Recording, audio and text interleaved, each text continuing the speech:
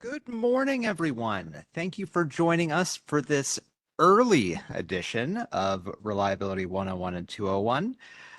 Today, we've got a very exciting topic. It is the follow-up to our initial Align 101. This is going to cover all of the little intricate tasks that folks actually have to do once they get logged into Align. Today, we've got our OMP compliance engineer, our senior one, Mr. Eric Newnham, as well as the returning Align champ, Tammy Thomas, who is our Align program coordinator and an enforcement analyst. Before we get started, we've got just a few things to go over. First, as always, is our antitrust, which I'm sure you're familiar with. I will remind you that if you have any questions about the antitrust admonition, that you can contact our general counsel. Bittersweet intro today.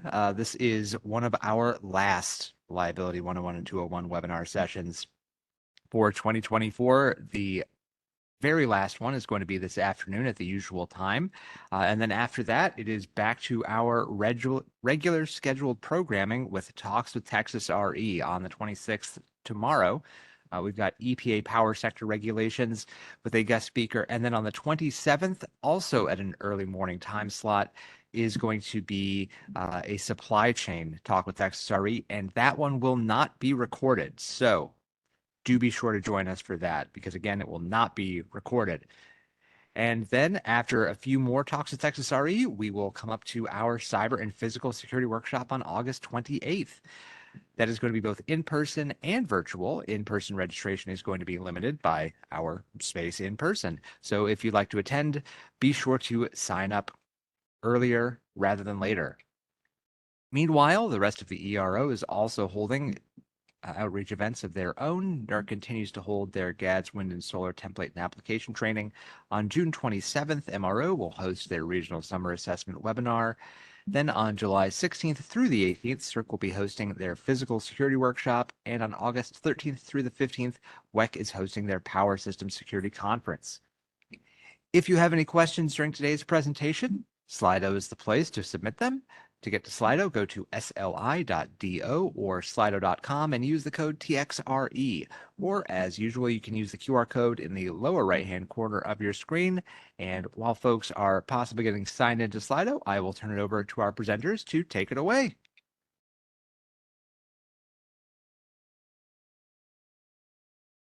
Eric, you appear to be muted. Good morning. My name is Eric Newnham. I'm a OMP Compliance Engineer Senior, and I will be going over most of this presentation, followed up by Tammy, our Align Program Coordinator and Enforcement Analyst.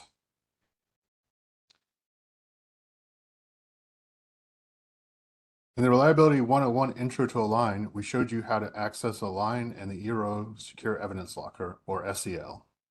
Today, we'll go for an in-depth walkthrough of the steps of accessing, responding to self-certifications, audits and spot checks, periodic data submittals, and attestations. Then Tammy will walk through the steps of submitting a self-report. We have a long way to go and a short time to get there, so let's start off with a walkthrough of the self-certifications in Align. To navigate to the self-certifications portlet, click the drop-down highlighted by 1, and 2, select the self-certifications. Once in the self-certification portlet, you will see 4 tabs. The self-certification will move through the first 3 as it progresses towards completion. The 4th tab shows the status of any requests for extension. When you receive a notification email alerting you have a self-certification, you will need to go to the Active Self-Cert Request tab to view the self-certification and respond to it.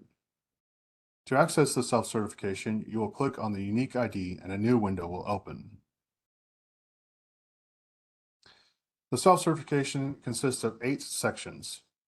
I will go over the pertinent ones in the same order they appear on the screen. The first is a general section that contains all the relevant dates and instructions that serve as the notification letter. That letter contains critical instructions on how to complete the initial response.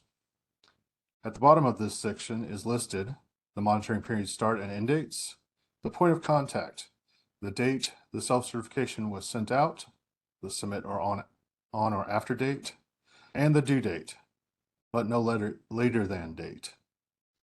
If the self-certification cannot be submitted by this date, a request for extension must be filled out.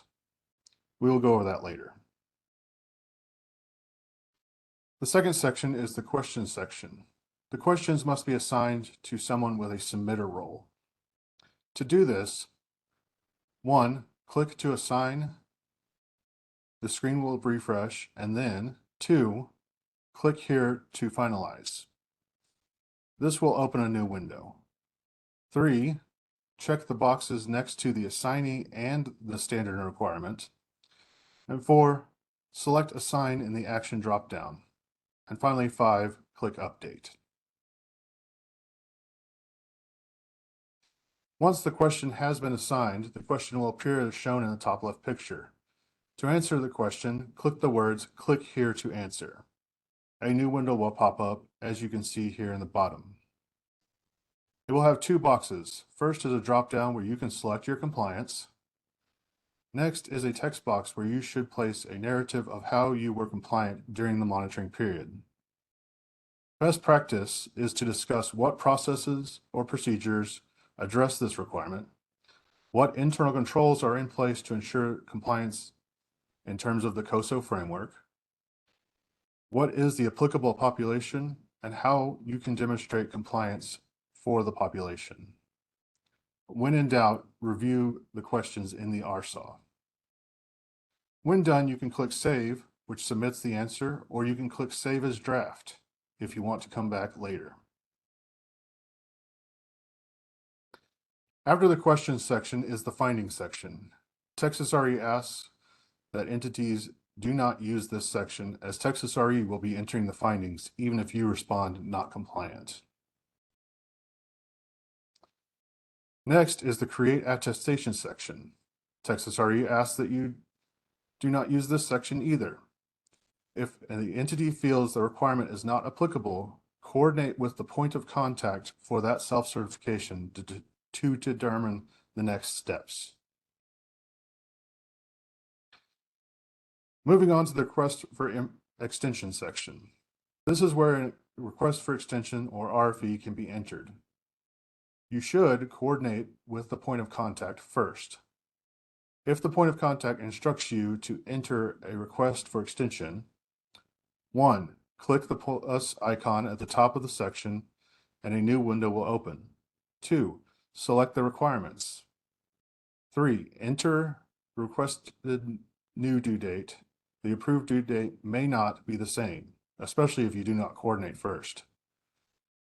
Enter a reason for the extension. The point of contact may tell you what to put here at number 4.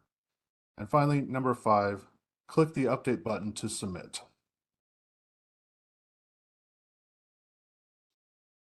The next to last section in the self-certification is the evidence section. In this section, you will find a link to the ERO SEL submission portal, along with SEL reference IDs for each requirement and scope. It is very important to use these reference IDs when provided, so Texas RE staff will associate files correctly. If you run into any issues using the SEL reference IDs, reach out to your point of contact. We can help troubleshoot this issue. The last section of the self-certification is the action section. This section is where the self-certification can be submitted. This should only be done once the self-certification has been completed.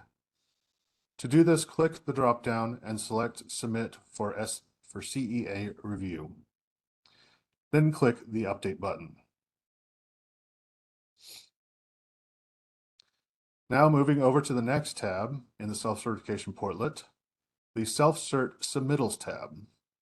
This tab contains any self-certifications that you have submitted. This is where the self-certification will spend most of its time during the review process. A new section will appear in the self-certification just below the request for extension section. the section is called the Request for Information, or RFI section. This is where most of the back and forth will be during the self-certification.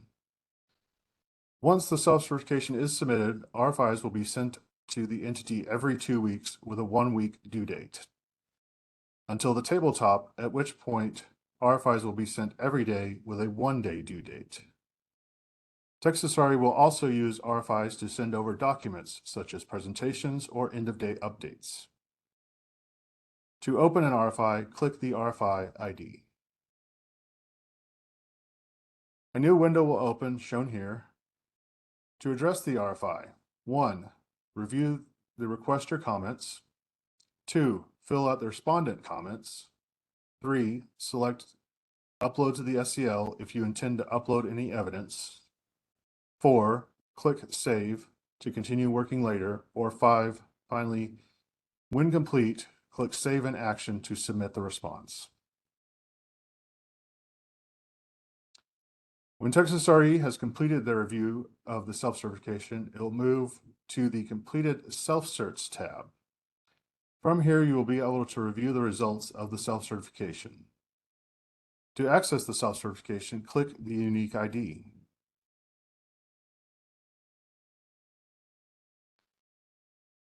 The region comments in the Review Comments section serve as the self-certification closure letter. If there are any findings of potential noncompliance or issues such as positive observations, recommendations, or areas of concern, they will be mentioned in this section. Moving on down to the Findings section. Here you will find the findings of potential noncompliance. To view the full details of the finding, click on the ID. When done viewing, click the Close button. The next pertinent section in this tab is the Related Issues section, where issues such as positive observations, recommendations, and areas of concern can be found. To view the full details of an issue, click on its ID. When done viewing, click the Close button. The final tab in the self-certification portlet is the Self-Certs RFE tab. In this tab, you will be able to track the progress of any request for extensions you have submitted. To open the RFE, click the RFE ID. In the Response on Request for Extension section of the RFE, you can see the status of the RFE, and if approved, the new due date, which may or may not be the one you requested, is shown.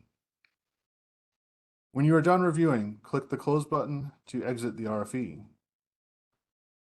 And that is it for self-certifications. Next, we will go on a brisk walkthrough of the Audits and Spot Checks portlet.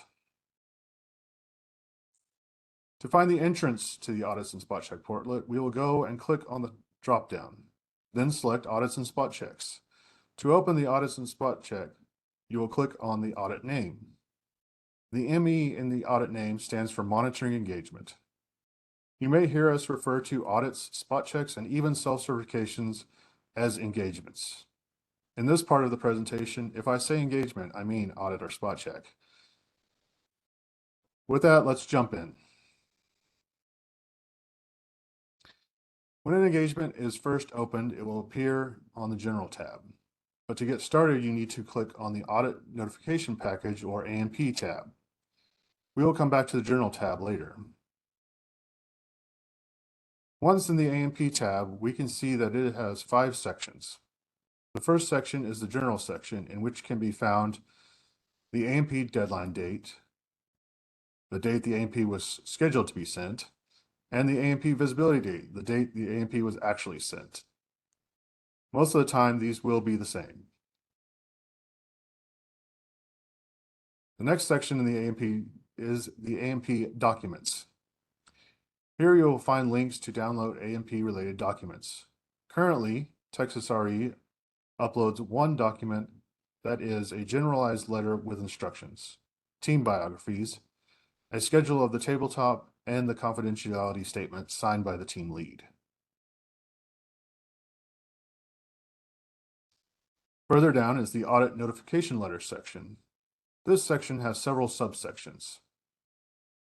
The A&L info section displays general information such as the applicable entity, the engagement type, SIP, OMP, or both, the tabletop start and end dates, and the monitoring period start and end dates. Compliance scope section lists the requirements in scope. Audit function section will show the entity's registered functions that are in scope, and the assigned resource section list of the engagement team members, sorry. As we keep going down the audit notification letter, the next section is the important dates and deadlines section. In this section, you will find a list of tasks with due dates. Currently, we're adding a task to submit the completed engagement package. The due date for this task will be 30 days after you receive the engagement in Align. To open a task, click the task ID. When complete, click the Task Complete button box, and then click Update to submit or close to come back later. Below the important dates and deadlines section is the instructions. Here you'll find a link to the ERO SEL submission portal along with the SEL reference IDs for each one of the requirements in scope. It is very important to use these reference IDs when they are provided so that Texas RE staff associate the files correctly. If you run into issues using the SEL reference IDs, reach out to the team lead. We can help you troubleshoot this problem. The last section of the AMP tab is the Registered Entity Comments section. This is where the entity can certify the information provided is accurate and complete. This replaces the information certification that used to be sent out as part of the audit notification package. To complete this section, 1, click the Edit button. The window will reopen as shown in the second picture. 2, check the box next to I certify. 3, add comments such as name, your title, and your contact information. And 4, when done, click the Update button. Moving on to the Working Papers tab. This is where the working paper is found for each requirement in scope. To access each working paper, select the subject of the working paper in the subject column. In instances such as coordinated oversight or multi-region registered entity, where there are multiple copies of the working papers, coordinate with the team lead on how to proceed. The working papers are meant to replace the RSAWs. They are expected to be completed and submitted by 30 days after the notification letter. To complete the working papers, first fill out the narrative section. Here you should place a narrative of how you were compliant during the monitoring period. Things that may help discussing are what process or procedure addressed the requirement, what internal controls are in place to ensure the compliance in terms of the COSO framework, what is the applicable population, and when in doubt, always review the RSAW questions. Second, complete the registered entity evidence section. This should cover all evidence referenced in the narrative. Tables don't copy very well into a line and may require copying a cell at a time. Some suggested workarounds are character separated lists may be easier, such as a CSV or comma separated values. Do not enter anything in the report narrative field. And finally, when you're done, click the Save Draft if you need to come back to edit, or when you are finished, click Submit for review. Now moving on to the General tab. After submitting the audit or spot check, this is the tab where most of the back and forth will occur. The first section is the general section. In this section contains lots of information that was also in the AMP tab, like scope, start and end dates, and the post-audit feedback survey. We highly encourage you to use the link We regularly make changes to our process from feedback provided to that survey. Going on down to the next section, it is the assigned resources. Here you can see who will be in the engagement, including the team lead, the team members, and the outside observers. Here is also where you can object to the team. To complete this section, 1, click Edit to allow editing. 2, select No Objection to Audit Team or Objection to Audit Team. 3, if you select Objection, a text box will appear for your justification. Just because you don't like a team member's name is not a good reason. Check the box to confirm your objection. And 5, click the Update button. The next section is where most of the back and forth will be during the audit spot check. As mentioned before, once the auditor spot check is submitted, RFIs will be sent to the entity every 2 weeks with a 1-week due date, until the tabletop, at which point RFIs will be sent every day with a 1-day due date. Texas RE will also use RFIs to send over documents such as presentations, end-of-day updates, and the audit or spot check reports. The RFI window will open as shown above. First thing to do when you receive an RFI in an audit or spot check is to acknowledge the receipt of the RFI by checking the box and clicking the Update button. You will receive an error if you do not check that box. To answer the RFI, read the requester comments. This is the request or the question. Then place your response in the respondent's comments. Then when you're done, click the Update button to save your work. When ready to submit your response, select Submit from the action dropdown and click the Update button. The last section in the General tab is the supporting documents. Here is where the opening presentation and the exit briefing will be found for downloading, along with the dates they were presented. As mentioned before, Texas RE will also use RFIs to send over documents such as presentations, end-of-day updates, and the audit or spot check report. The Report tab is still under construction. As mentioned before, we will use RFIs to send over the report. All right, now let's change gears and discuss the periodic data submittals portlet. First, to gain access to this portlet, after you have received a notification email saying you have been sent a PDS, you will click on the drop-down and select Periodic Data Submittals. Once you have gained access to the portlet, you will see 5 tabs. The first 3 are used for region-driven PDSs, those that Texas RE initiate periodically. The 4th tab contains event-driven PDSs that you will create when applicable events happen. And the last is where PDS requests for extension can be tracked. We will be reviewing them left to right.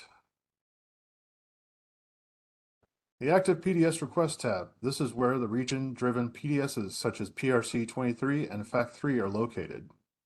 When you receive an email saying there is a PDS that needs your attention, you will go to this tab to find it. To open and start the PDS, click on the PDS ID, and a new window will open. The PDS will have several sections which we will go through. First is the General section. This has general information about the PDS, such as what the PDS is for, or scope, applicable registrations, PDS name, description of the request, submit on or after the date the PDS was sent, but no later than the due date, and the monitoring period start and end dates. The next section is the question section. The question set must be assigned similarly to RFIs in self-certifications. Each part of the question must be answered. New parts may appear depending on how each part of the question is answered. At the bottom of the question window, there is a Save Draft option if you need to come back later, and a Save button for when you are ready to submit the answer and a close button if you don't want to save your work. If your entity is not applicable during the monitoring period, according to the applicability section of the standard, you can create an attestation in the attestation section of the PDS. First, review the applicability section of the standard to ensure a correct understanding of your entity's applicability, and so you can properly address each part of the applicability section in your attestation. Then, when you are ready, click the plus button next to the correct attestation scope and function combination. A new Create Applicability Exception window will open. In the Notes section of the Create Applicability Exception window, you can write your attestation. Providing as much detail as possible in the notes smooths out the process. Attestations can and will be rejected for lack of detail. The best practice is to include the PDS ID number in the attestation and address each subpart of the applicability section of the standard. Shown are two examples. The one on the left has too few details. The other one is just right with each subpart of the applicability section addressed. An important note on FACT3 PDSs and attestations. Attestations are about whether or not your facilities are applicable as defined in the applicability section of the standard, while the PDS is asking, did you have any outages caused by contact with vegetation? Shown here is a flow chart to help guide you through the decisions.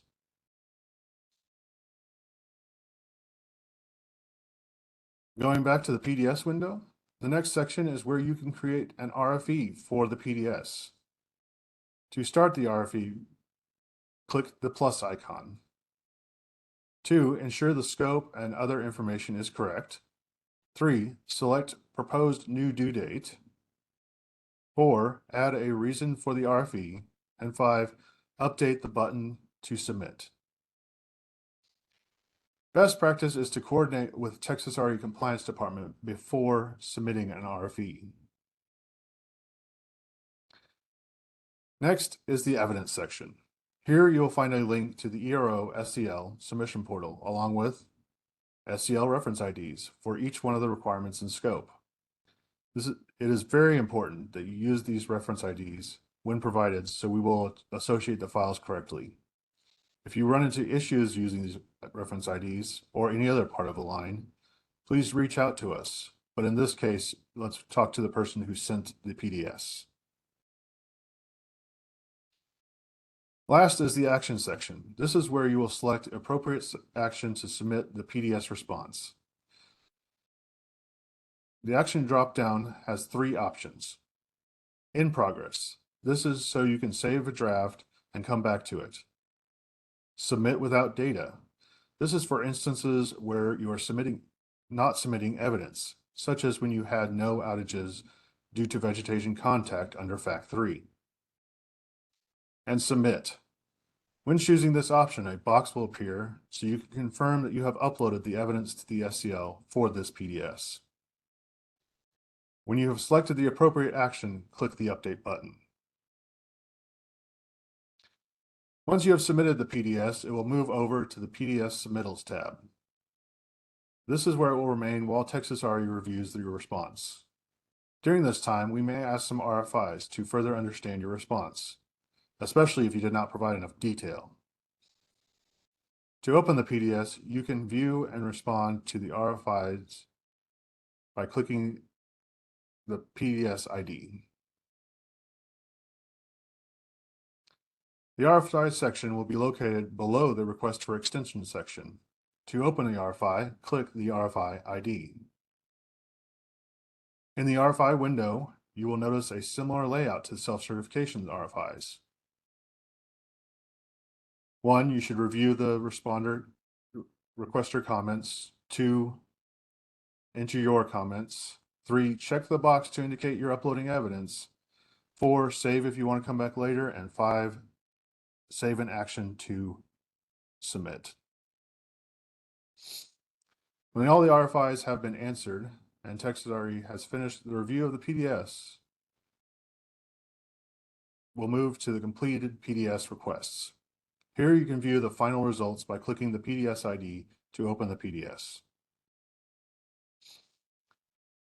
There are 3 pertinent sections in a completed PDS. The first is the findings section, where you can find any findings related to the PDS. Second is the related issues section, where you can find any positive observations, recommendations, or areas of concern related to the PDS. Last is the CEA response, where you can see the outcome of the PDS. Moving on to the 4th tab, to create an event-driven PDS, go to the Create PDS tab and click the plus icon next to the appropriate standard and requirement. A new window will appear. In the Create PDS window, ensure that you have selected the correct PDS to start by reviewing the info shown. Name your PDS descriptively, select an end of the monitoring period, add a detailed description as we've discussed before, and when you're ready to create the draft, click Update. Once the PDS draft is created, it will show up in a lower section of the Create PDS tab. To complete and submit the PDS, click on its unique ID. Don't leave drafts sitting. If they are no longer needed, delete them. The draft PDS window will look like this. To submit the PDS, 1. Complete the PDS assignments just like questions in a PDS request. 2. Select the appropriate action. And 3. Click the Update button. Once a PDS has been submitted, it will move to the PDS Submittals tab and follow the same process as a region-driven PDS. Finally, to track the progress of attestations you have submitted in a PDS, we'll move over to the Attestations portlet. To find your way there, 1. Click the drop-down and scroll to the bottom. Select the attestations. When you have found your way to the Attestations portlet, you will see 4 tabs. In the Active Attestations tab, you can view or rescind a currently active attestation. To open the attestation, click the applicable to standard and requirement. If you want to rescind the attestation, click the section title shown above. Or if you're just looking, you can click Close to get out. 3. Select the appropriate selection, and 4. Click Update to execute that action.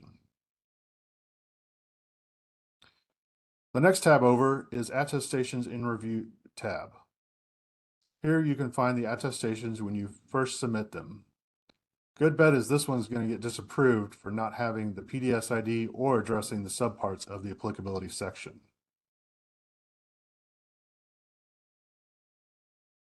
If you receive an email asking for you to reaffirm an attestation, you will go to the 3rd tab, Attestations to Reaffirm. To view the previous attestations, click the applicable to standard and requirement. To reaffirm, click the Reaffirm in the action column. Then select Reaffirm, add a description that addresses each subpart of the applicability section of the standard, and when ready to submit, click Update. If your attestation gets disapproved or rescinded, it will end up in the Inactive Attestations tab. To view the inactive attestation, click the applicable to standard and requirement. Once open, the review response section will have notes about the disapproval or rescinding. Thank you for your time today. Now I will hand it off to Tammy for the next part.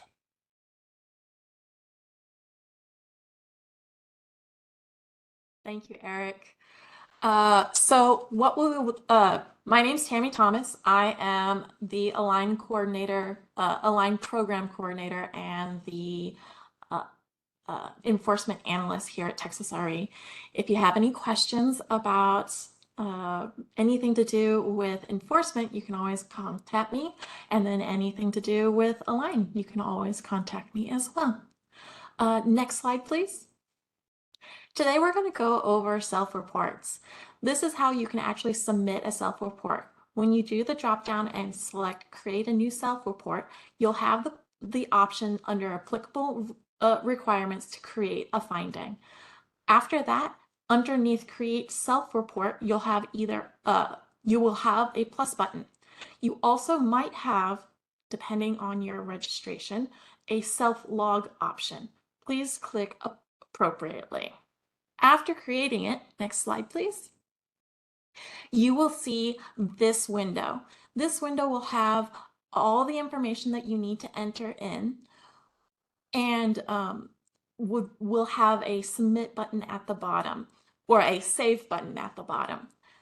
When filling in this information, good points to remember is to not use any images and also to refrain from using sensitive information. Both images and sensitive information should be uploaded to the SEL. Next slide, please. Once you have updated the draft, it will go into the draft self-report. The draft self-report does need to be entered one more time in order to save and submit it, save and action it. Once it is submitted, then it will go to Texas RE. If a draft is no longer needed, you can also go in to delete it. Next slide, please. Milestones can also be entered at the time of submitting your self-report. In a milestone, you'll select the type of milestone task and generate a name with a description and the planned completion date or the actual completion date, depending on if it is done. In this tab, there is also the option to say your evidence comments.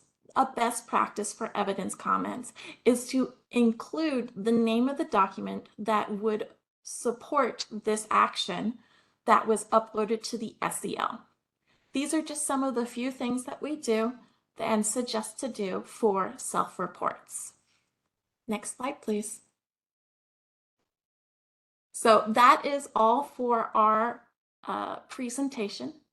Eric Newnham is available for any compliance questions. And Tammy Thomas is for here. Let's find out if there's any questions. Thank you, Tammy. Thank you, Eric. Folks, now is your opportunity. If you've got any questions about Align, go ahead and put them in at Slido. We thank you for joining us this morning. We know Align can be a little bit dry, but that's important with Align, is to keep it dry. When it gets wet, that's where unexpected maintenance damages have happened. So Tammy and Eric, we don't have any questions just yet. So if you've got any closing comments for folks, quick tips or expert advice on how to use Align, now is an excellent time to get those in. I would say if you run into any problems, reach out to Tammy or anyone here at Texas RE and we can walk you through fixing it. Absolutely, I agree. Also, if you can't get a hold of me directly with the tammy.thomas@texasre.org, you can also contact me through the enforcement@texasre.org. All right. Well, Tammy, Eric, thank you so much. Folks, thank you for joining us for this bonus 201 today. We've got our last session of the year for Reliability 101 and 201 this afternoon at the usual time, and that's going to be a Reliability Services 201 with our Director of Reliability Services, Mr. David Penny. So we hope to see you in about a little less than 2 hours. But until then, have a great day.